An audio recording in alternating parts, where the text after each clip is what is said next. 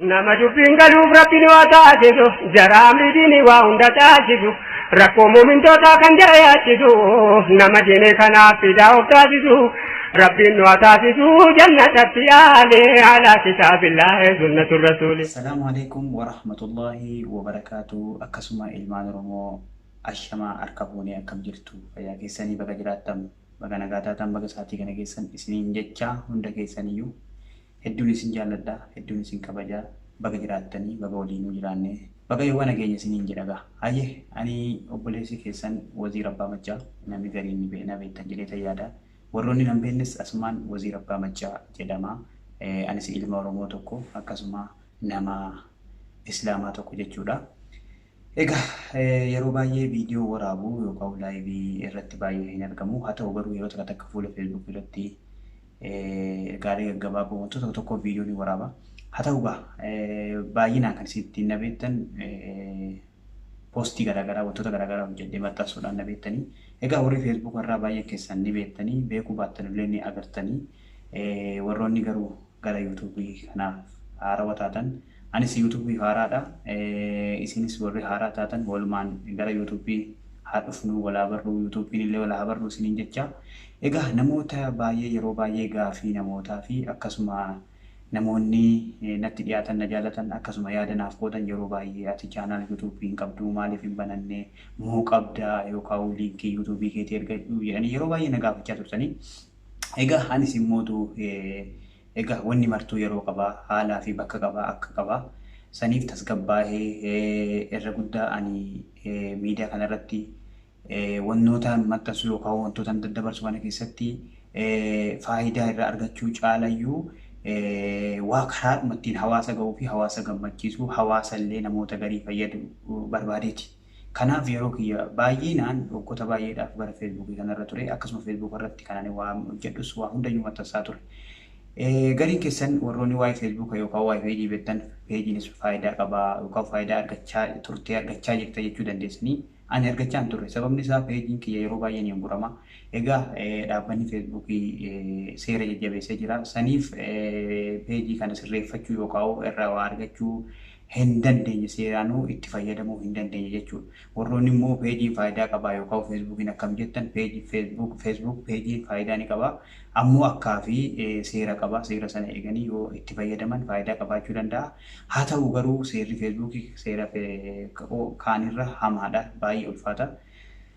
Walumaanuu mee hamma gara yaada kiyyaatti yoo dabarfadhe egaa ani akkuma isiniin jedhe wantoota hojjetaa ture viidiyoolee garaagaraa edit godhuudhaan kan isin na beektanu waan hojjetaa ture kana keessatti an faayidaa dhuunfaa kiyyaa yookaan maallaqaaf jecha osoo hin taane akkuma namummaatti namallee haa fayyadu akka sabummaattis akka amantaattis waan rabbiin jaallatuu fi waanuma ilmi namarraa namarraa jaallatu tokko hojjechuun qabaa. Ammoo hawaasa kana gammachiiseera hawaasa kana bira haa waan hawwii qabuuf baay'ee gara YouTube kana hin yaadannellee ammoo namoonni keenyallee baay'ee gara YouTube kana waliin beekanii saniif egaa hamma baay'inaan gara YouTube kana namoonni deddeebi'anii jiranii warroonni deddeebi'an achirra jiran saddeebi'aa namaan jechaa jiranii warroonni achirra hin jirres achirra dhaqee achirratti hojjette faayidaa qabaachuu danda'a isa jedhu irratti yaada keessan kaasaa turtanii.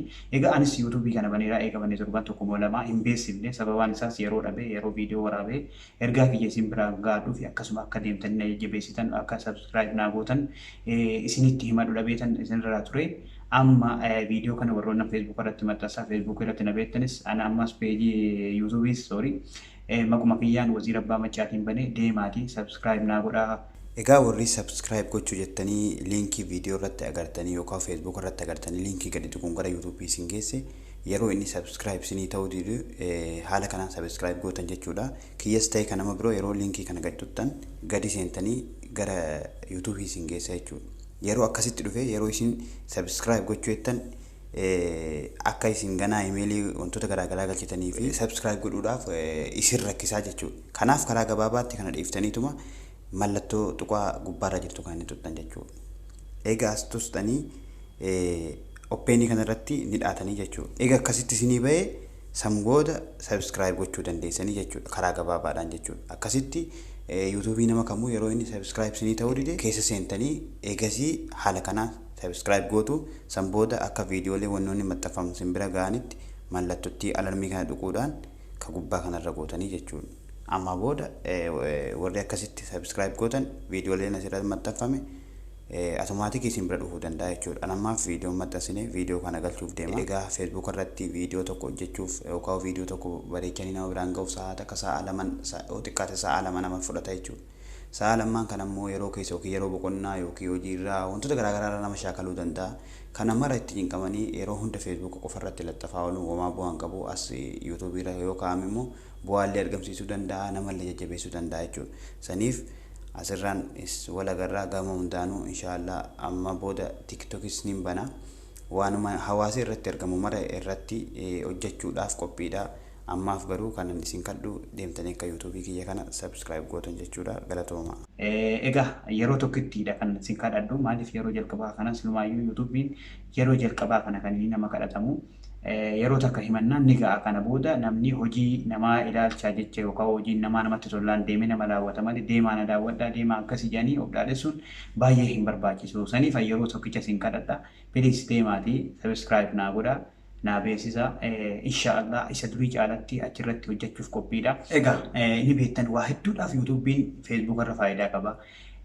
Akkasuma immoo itti fayyadamuufis illee aamilee namatti godhee jajjabaatanii irratti hojjechuu yeroo fi irratti kennanii irratti xiyyeeffatanii waa babbareechanii hojjechuuf baay'ee nama fayyada, baay'ee nama jajjabeessaa jechuudha.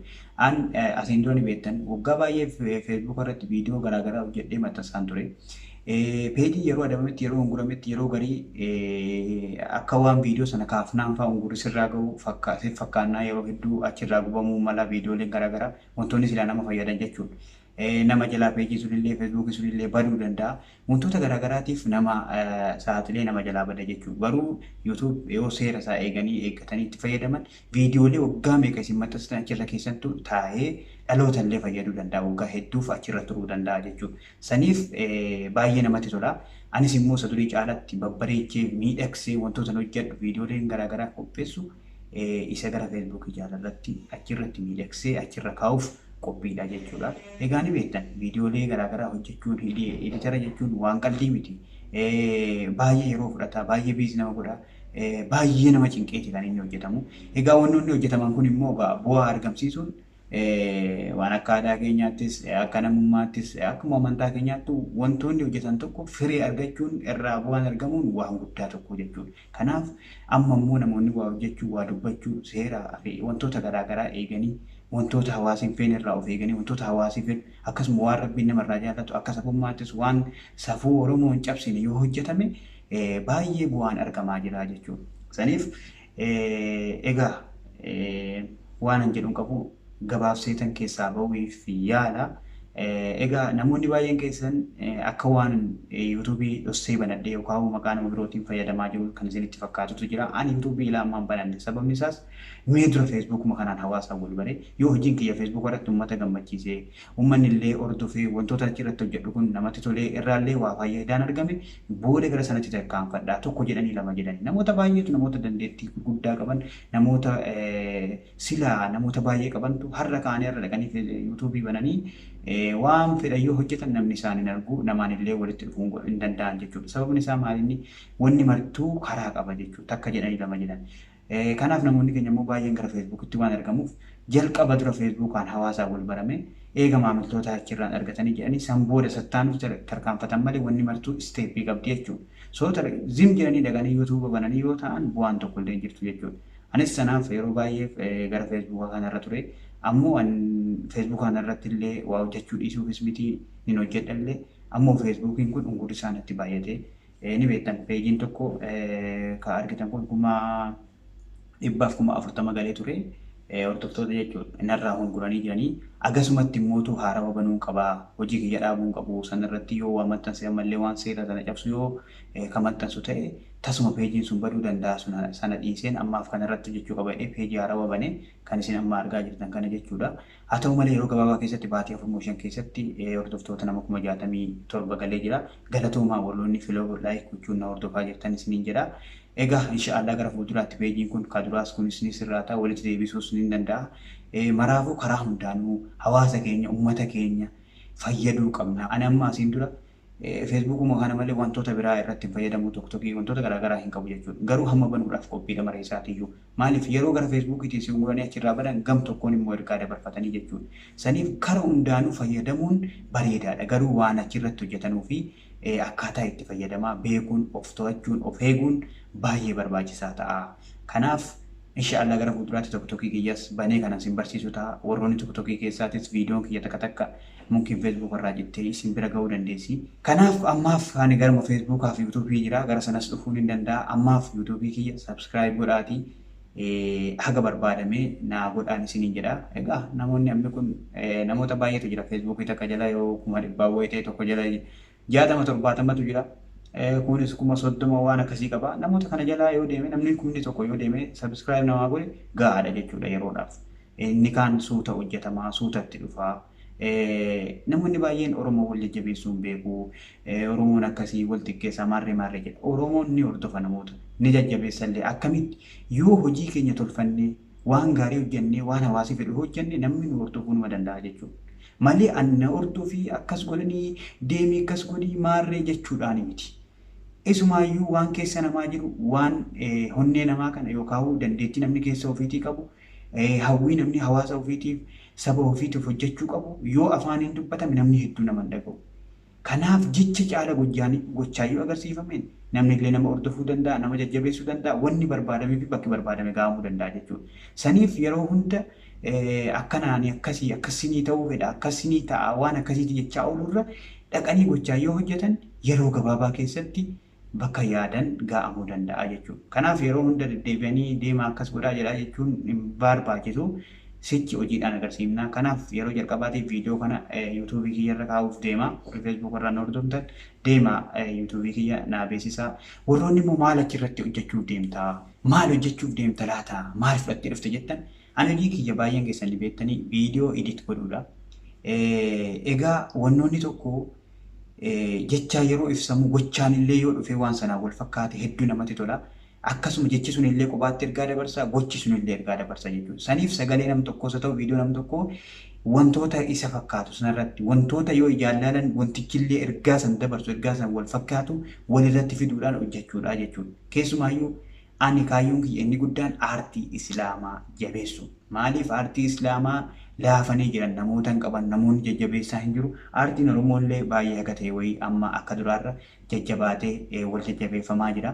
Namoota silaa jabeeffamuu qabu jabeessaa hin jiru. Saniif kaayyoon peejii kiyyaatis yuutuubii kiyyaatis wanni hin qabu martinuu waan amantii keenya irratti xiyyeeffatuu fi akkasuma aartii islaamaa jajjabeessuu cinaa goree jajjabeessuu waan hawaasa fayyadu akka sabummaattis akka biyyummaattis akka namummaattis akka amantaattis hojjadhee hagan danda'uun muuxannoof hubannoon qabuun miidhagsee isin biraan ga'uudha jechuudha. Akkasuma jechoota hayyootaa jechoota sheekotaa wantoota ergaa ta'an nama fayyada akka namummaattis akka sabummaattis akka amantaattis rabbis namnis namarraa jaallata jedhee itti amanu tokko hojjadhee bareechee miidhagsee fiduudhaaf jechuudha. Sun immootu waa hedduutu jira. Ergaan baay'eetu jira. Wantoota baay'eetu jira. Viidiyoolee yookaan nashiidaalee baay'een na bira dhufee kan hojjetamee dabarfamee ittiin fayyadamne kan hawaasa bira hin geenye kan ammootu akka inni hawaasa bira ga'e haala ammayyaawaa hin ta'in silaa osoo amma miidhagfamee haaromfamee hojjetamee dhufe hawaasa fayyadu akkasuma hedduu namatti tolu nama bu'aarsu ergaa qabu waa baay'eetu jira jechuudha. Wallahi viidiyoo baay'ee wantoota baay'ee yeroo fi bakka wantoota gaa hin jira yeroo takka takka aamileen nama caba yeroo feesbuukiin deddeebiisee honguru aga tokko nama laaffisuu danda'a. Garuu laafuun qabamu jajjabaatamuu qaba isa jedhuuf malee gaafa gara yuutuubii deebi'ee mootu hojiin namaatillee fidee argamsiisee jedhee kana caala jajjabaatamee hojjetamuu danda'a.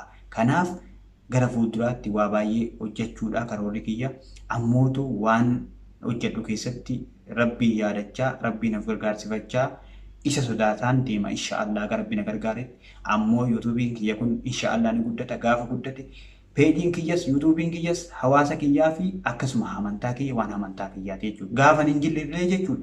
Waanuma kana dabarsa inshaallah akka sheekni kiyya sheekni keenya kabajamuun jaallatamuun she'aliin jimmaa jedhan maal hojjettanii fuuldura kanaaf lafa keessanii deemuu barbaadan jennaan miidiyaa takka uumee waan hawaasa waan amantaa uummata islaamaa fayyadu tokko banee guddisee lafa kaa'ee deemuun barbaadaa. Umrii dheertuu booda.